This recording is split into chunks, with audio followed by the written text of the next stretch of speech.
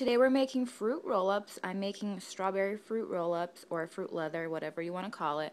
I'm using frozen strawberries because it is winter and the freshest strawberries you're going to get is actually frozen because they pick it when it's the ripest.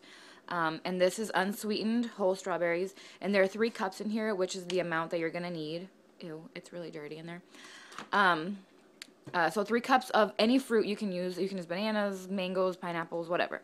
And then just a little squeeze of honey, blender, which everyone has, and the biggest cookie sheet you have, and some parchment paper.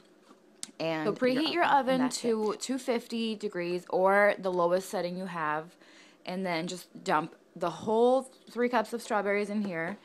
And we're going to put in a little squeeze of honey, if I can get this open. Bear with me. Just like it's actually a tablespoon of honey, but if you don't want to measure it, just, do that. And that's good. And then you're going to just blend this whole thing up, and I'll show you what it looks like. Alright, so we've pureed all of the strawberries, and this is what it looks like.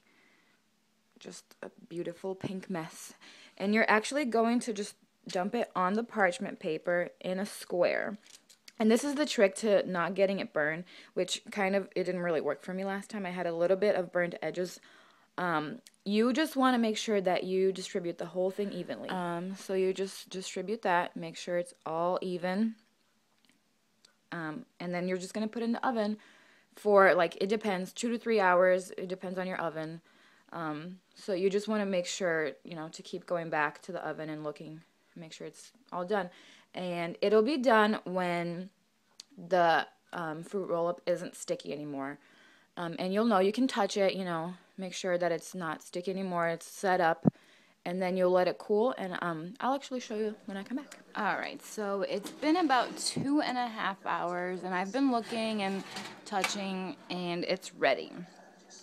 But, as you can see, alright, so this is what I do. I just tap in like that, and if it feels right, if, there's no liquid back on my hand, then it's ready.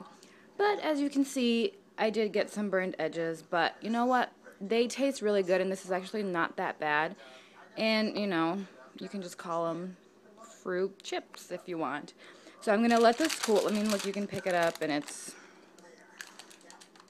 not runny.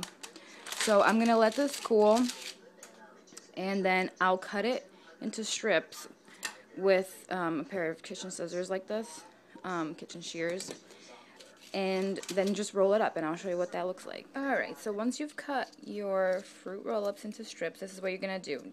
This is about, I don't know, 1 inch. So just start rolling it, and, just like you would see on a boxed fruit roll-up.